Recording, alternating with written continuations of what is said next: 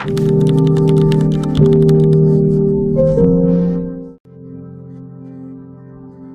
is not just a speech. This is your wake-up call. I used to think being nice meant being loved. I used to believe that if I kept giving, adjusting, and staying quiet, people would value me. But reality taught me something different. The more I ignored my own needs, the more people ignored me. The more I stayed silent, the more I was taken for granted. And one day, I realized something powerful. Being too nice is not kindness. It is self-neglect. God has given you self-respect for a reason. He has given you boundaries for a reason. He has given you strength not so you can hide it, but so you can stand tall. So today, I'm here to remind you, you don't need to be rude, but you must stop being too nice. Being too nice attracts disrespect in ways you don't even notice at first. It doesn't happen suddenly. It happens slowly, quietly, and repeatedly, until one day you wake up feeling drained, unappreciated, and invisible. You start by helping someone once, then twice, then every time they ask. At first it feels good. You feel needed, valued, important. But over time, something changes. People stop asking politely and start expecting. They stop appreciating and start assuming. And without realizing it, you have trained them to believe that your time, your energy, and your emotions are always available, no matter the cost to you. Think about your daily life. Someone calls you at the wrong time, and even though you're tired, you pick up. A friend asks for help when you already have your own problems, and you say yes. At work or in your studies, someone gives you extra responsibility, not because you're the only one capable, but because you're the only one who won't say no. You smile, you adjust, you sacrifice. But deep inside there's a quiet voice asking, what about me? The truth is, people don't always respect kindness. They respect boundaries. When you are too available, too agreeable, too willing to put yourself last, people begin to see your kindness as something ordinary. And what is always available is rarely valued. It's like something that's always there. You stop noticing its importance. In the same way, when you're always saying yes, your yes loses its meaning. It becomes expected, not appreciated. Imagine two people. One says yes to everything, never complains, always adjusts. The other is kind but clear, respectful but firm, helpful but knows when to step back. Who do you think people respect more? It's not the one who sacrifices everything. It's the one who values themselves enough to say, I will help, but not at the cost of my peace. That quiet strength sends a powerful message. I respect myself, and you will too. Being too nice often comes from a good place. You don't want to hurt others. You don't want conflict. You want to be seen as a good person. But there is a difference between being good and being used. When your kindness starts hurting you more than it helps others, it is no longer kindness. It is self-neglect. And ignoring yourself again and again does something dangerous. It lowers your self-worth. You start believing that your needs are less important, your voice is less valuable, and your feelings can wait. But the longer you believe that, the more others will treat you that way too.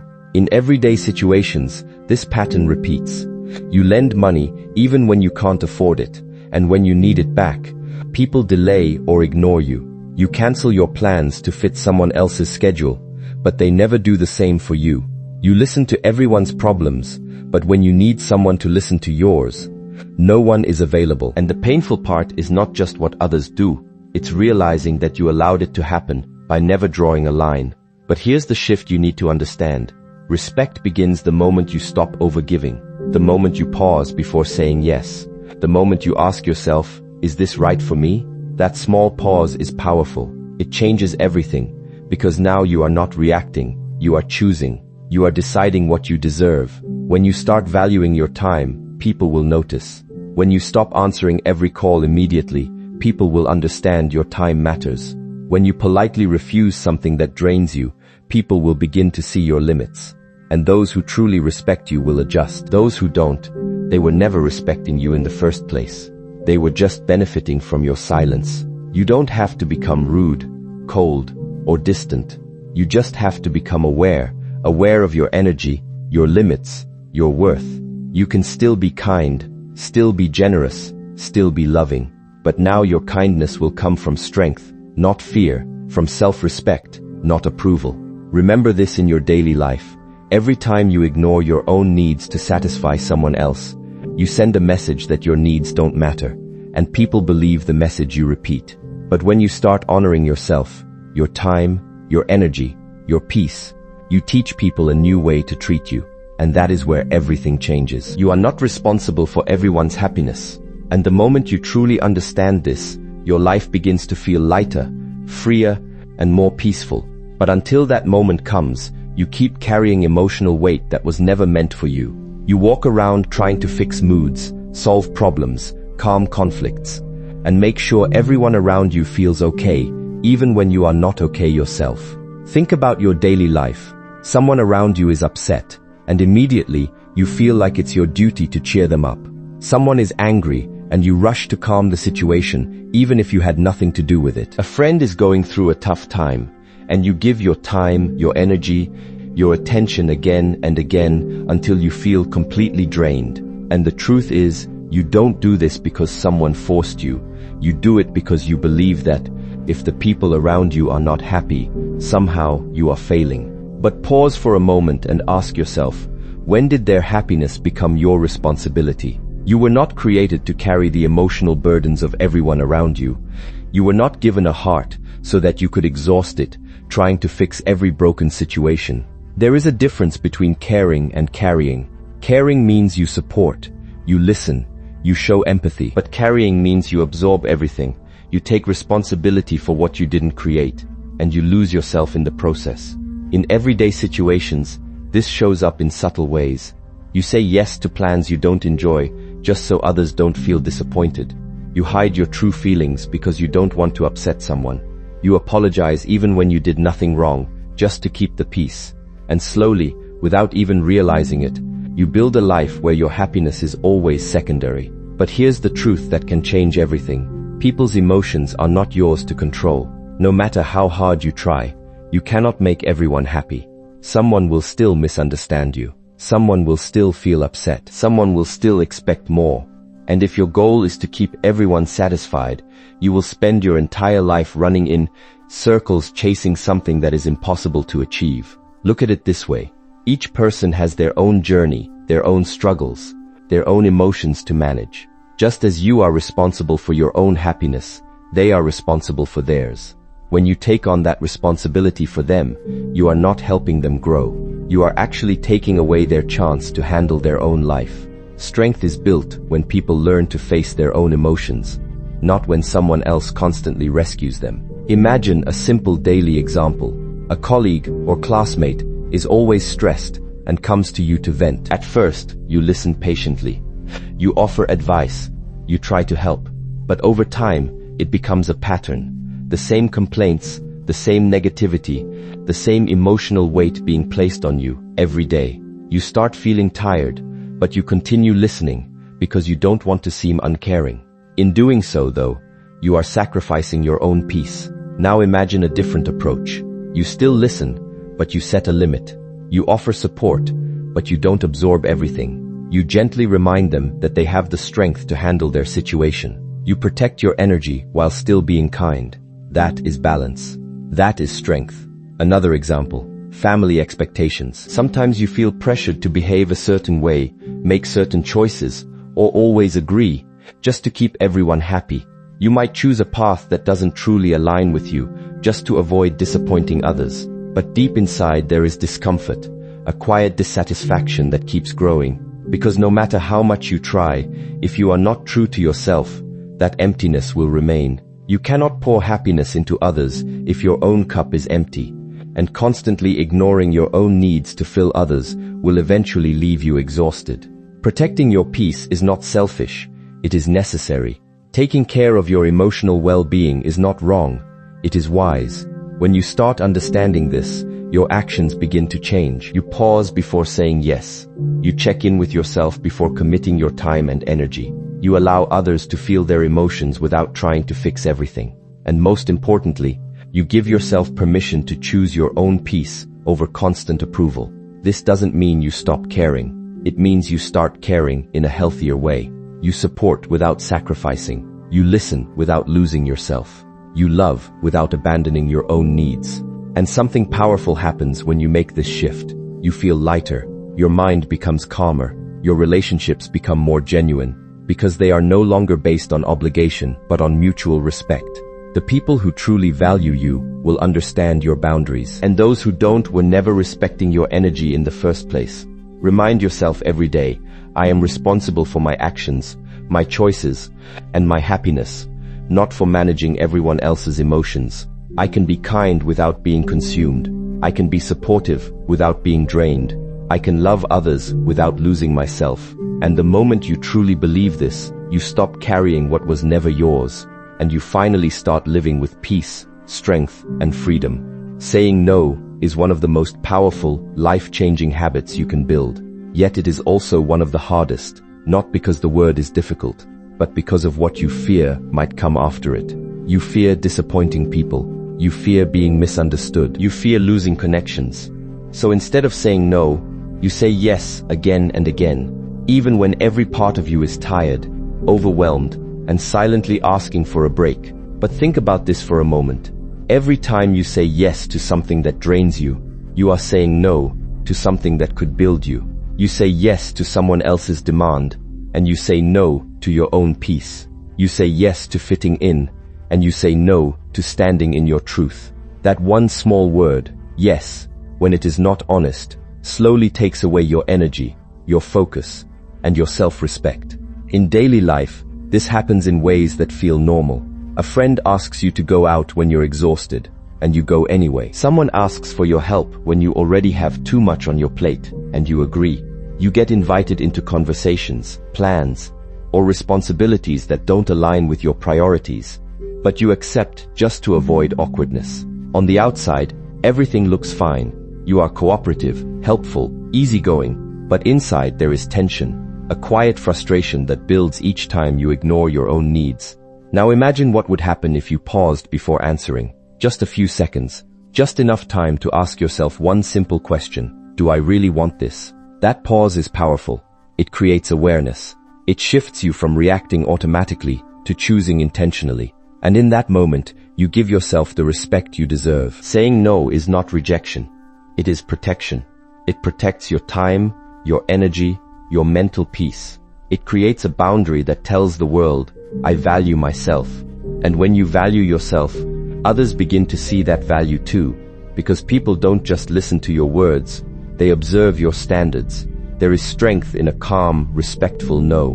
Not an aggressive one, not a rude one, but a firm and clear one. I can't do this right now. I need to focus on something important. This doesn't work for me. Simple, honest, and direct. You don't need long explanations.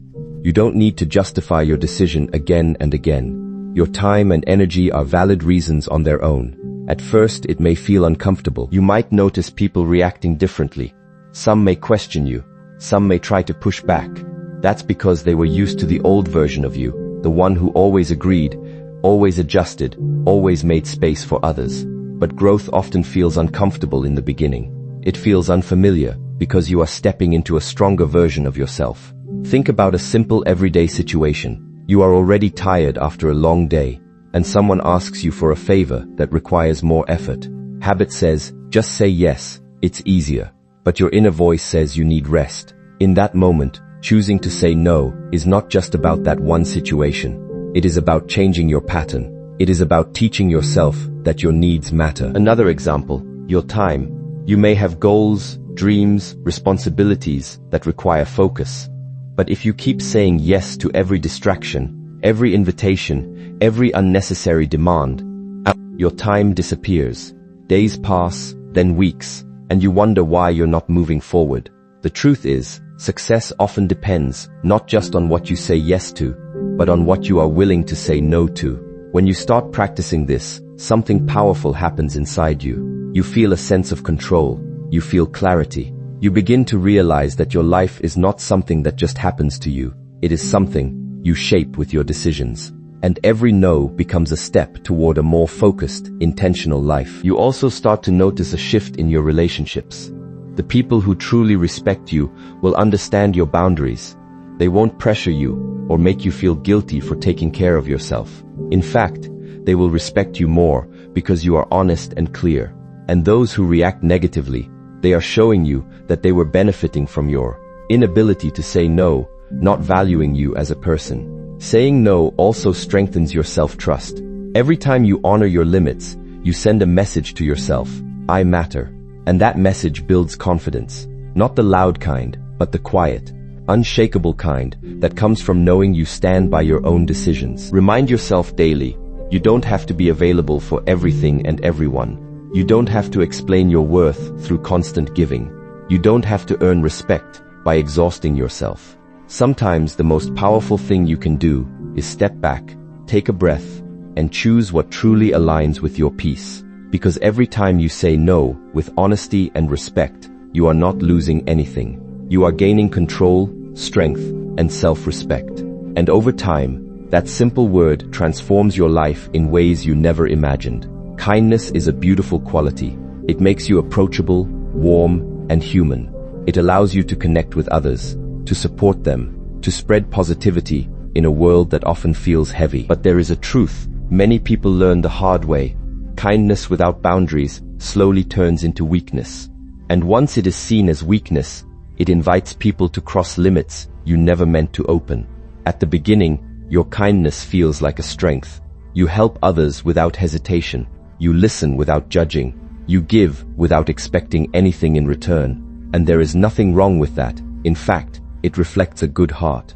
But problems begin when your kindness has no limits, no structure, no protection. When you say yes every time, when you tolerate everything, when you never speak up for yourself, that is when kindness starts working against you instead of for you. Look at your daily life. Think about the moments when someone interrupts your time, your work, or your peace, and you allow it because you don't want to seem rude. Think about the times when someone repeats the same behavior that hurts or annoys you, but you stay silent because you want to be nice. Or when someone keeps asking for favors over and over, and even when you feel tired, you still agree because you don't want to disappoint them. These moments may seem small, but together they create a pattern where your kindness becomes expected and your silence becomes permission. Without boundaries, kindness loses its balance. It becomes one-sided. You keep giving, but nothing protects you from being drained. You keep adjusting, but no one adjusts for you. And slowly something changes inside you. You start feeling tired, frustrated, even resentful. But you hide it because you've trained yourself to always be nice. The truth is, real kindness includes yourself. It includes your needs, your limits, your emotional well-being. If you are kind to everyone but harsh on yourself, that is not balance, that is neglect. And neglect over time turns into exhaustion. You can't keep pouring from an empty cup, no matter how strong your intentions are. Boundaries are not walls to push people away. They are lines that show where respect begins. They are quiet, powerful statements that say, I care about you, but I also care about myself. And when you set boundaries, you are not becoming less kind. You are becoming wiser. Imagine a simple everyday situation. You are working or studying, focused on something important, and someone comes to you again and again with small, unnecessary requests. Before, you would stop everything and help immediately, even if it disrupted your flow. But now you pause and say, I'll help you later. I need to finish this first. That is a boundary. It is respectful, calm, and clear. You are still kind, but now your kindness has structure. Another situation. Someone speaks to you in a tone that feels disrespectful or dismissive. Before, you might ignore it, laugh it off, or pretend it didn't matter. But inside, it stays with you. Now imagine responding differently. Not with anger, not with aggression, but with calm clarity. I don't appreciate being spoken to like that. That single sentence creates a powerful shift. It shows that your kindness does not mean you will accept disrespect. Setting boundaries may feel uncomfortable at first. You may feel guilty, as if you are doing something wrong. That's because you are stepping out of a pattern you've followed for a long time. But discomfort is often a sign of growth. It means you are learning to protect your energy, your time, your peace. And here's something important to understand. People will react based on what they are used to. If they are used to you always saying yes, always adjusting, always tolerating, your boundaries may surprise them. Some will respect it immediately, others may question it, but their reaction does not define your decision. Your responsibility is not to make everyone comfortable. It is to stay true to your values and protect your well-being. Over time, boundaries actually improve your relationships. They create clarity. They remove unspoken frustration. They build respect, because now people know where you stand. They understand that your kindness is genuine, but it is not unlimited. It is thoughtful, intentional, and balanced. Think of it like this. Kindness is your strength, and boundaries are your protection. Without protection, even the strongest things can be damaged. But when strength and protection work together, they create something powerful and unshakable. Healing from a lifetime of overgiving does not happen overnight. It happens in small, quiet decisions, repeated day after day. The first time you say no, it will feel foreign, almost like you're betraying who you used to be. But that discomfort is not a warning sign. It's the sound of an old habit loosening its grip. Give yourself grace in this process. You are not failing every time you slip back into old patterns. You are simply unlearning years of conditioning, one boundary at a time. Progress here doesn't look like perfection. It looks like noticing sooner, hesitating less, and choosing yourself a little more often than you did last week. There is also a difference between the version of you that people got used to and the version of you that you are becoming. Some relationships were built entirely on your willingness to shrink, to accommodate, to say yes without question. When you begin to change, those relationships will feel the shift the hardest, and that's not a coincidence. It's proof of how much they depended on your silence. Real connection does not collapse under the weight of your boundaries. It adjusts, it bends, it makes room. If a relationship cannot survive your self-respect, it was never built on respect to begin with. It was built on your absence from your own life. And so the real transformation isn't just about saying no more often or setting firmer limits. It's about coming home to yourself. It's about remembering that your worth was never meant to be earned through exhaustion, and your value was never supposed to be measured by how much you could give away. When you start living from that place, grounded, self-respecting, whole, you stop performing kindness and start embodying it. You show up for others not out of fear or guilt, but out of genuine choice. And that is the version of you the world actually needed all along. Not the one who had nothing left to give, but the one who gave from a place of fullness, strength, and peace. In your daily life, start small. Notice when you feel uncomfortable, drained, or pressured. That feeling is a signal. It is your mind and heart telling you that a boundary is needed. Listen to it, respect it,